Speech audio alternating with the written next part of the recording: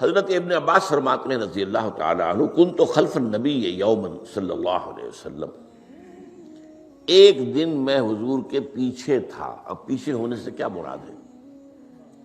گمان غالب یہ ہے کہ سواری پر، جس کو ردیف بھی کہتے ہیں، واللہ عالم یہ بھی ہو سکتا ہے کہ چلتے ہوئے پیچھے پیچھے چل رہے ہیں ادب کے ساتھ۔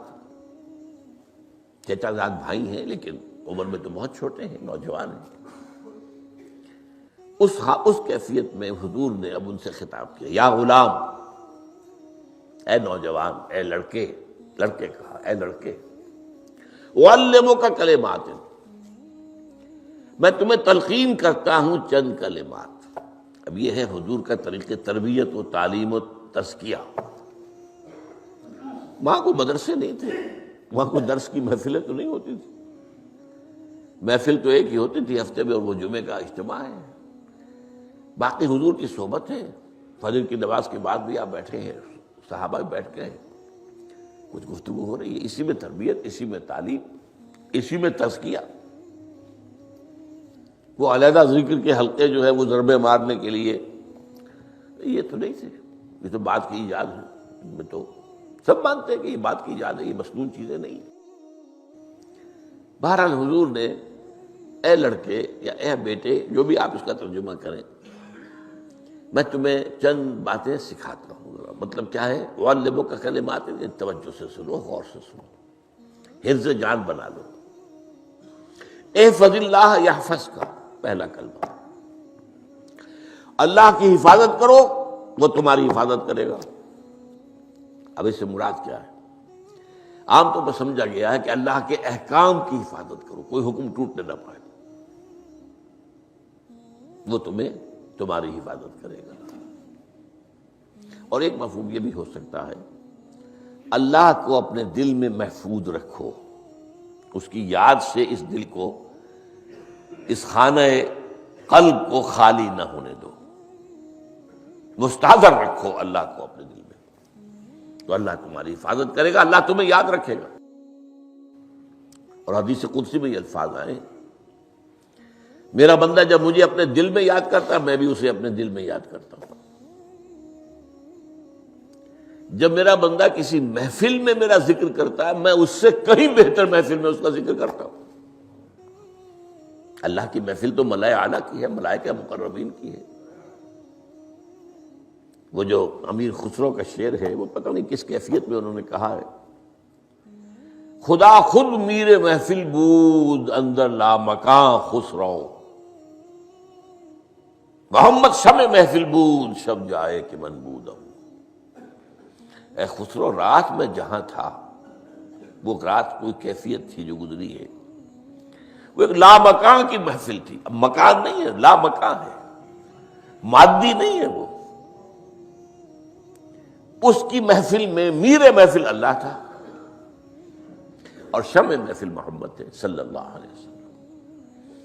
خدا خود میر محفل بود اندر لامکان خسرو، محمد شمع محفل بود شب جائے کہ من بودم۔ بہرحال اللہ کو تم اپنے دل میں مستحضر رکھو، اللہ تعالیٰ تمہیں بھی یاد رکھے گا۔ دوبارہ فرمایا، احفظ اللہ تجدہ امامک تجاہک، اللہ کو یاد رکھو تو اپنے سامنے موجود پاؤ گے، جب چاہو دعا کرو۔ وہ جو بات کہا ہے کہ دل میں ہے، جب چاہو مخاطب ہو جاؤ۔ دل کے آئینے میں ہے تصویر یار، جب ذرا گردن جھکائی دیکھ لی، کہیں دور تو نہیں ہے۔ نحن اقرب الیہ من حبل الورید، تمہارے دل میں اللہ ہے تو کہاں جا رہے ہو اس کو ڈھونڈنے کے لیے؟ اپنے دل میں۔ وہ جو بے دل نے کہا ہے، ستم استگر ہوست کا شبد کہ بے سیر سر و سمندرا، تجھے غنچہ کم نہ دمیدئی در دل کشا بچمندرا۔ بڑے ستم کی بات ہے کہ تمہارا دل کہتا ہے چلو ذرا باغیچے میں چلو، پھولوں کی سیر کرو، یہ گلاب کا پھول ہے، یہ موتیا ہے، یہ سیر، ستم، بڑے ستم کی بات ہے، کیوں یہ ستم، کیا ہو گیا اس میں؟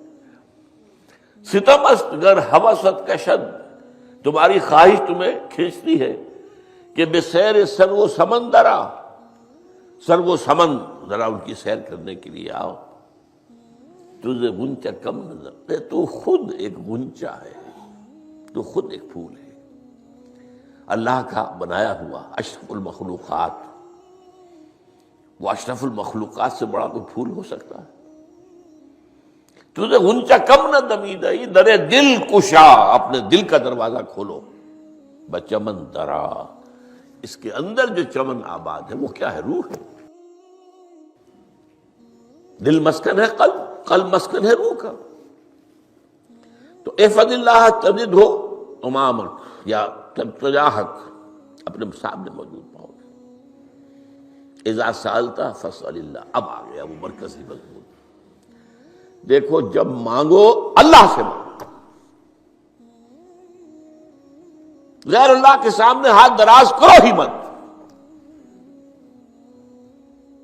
ایک حدیث میں آتا، یعنی حرام نہیں ہے، دنیاوی قواعد، اصول، قوانین کے تحت کسی سے مدد چاہنا، کوئی سوال کرنا حرام نہیں ہے۔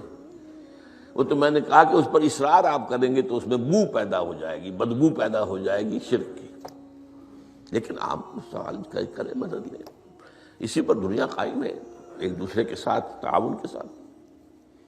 لیکن اونچا مقام کیا ہے؟ کسی سے سوال مت کرو سوائے اللہ کے، یہاں تک کہ جوتے باندھنے کا تسمہ تمہیں درکار ہے تو بھی کسی سے مت مانگو، اللہ سے مانگو۔ کیا پتہ اللہ کس کے دل میں ڈال دے اور وہ آ کے تمہیں تسمہ پیش کر دے، ہوتا ہے ایسا، بس اوقات ہوتا ہے۔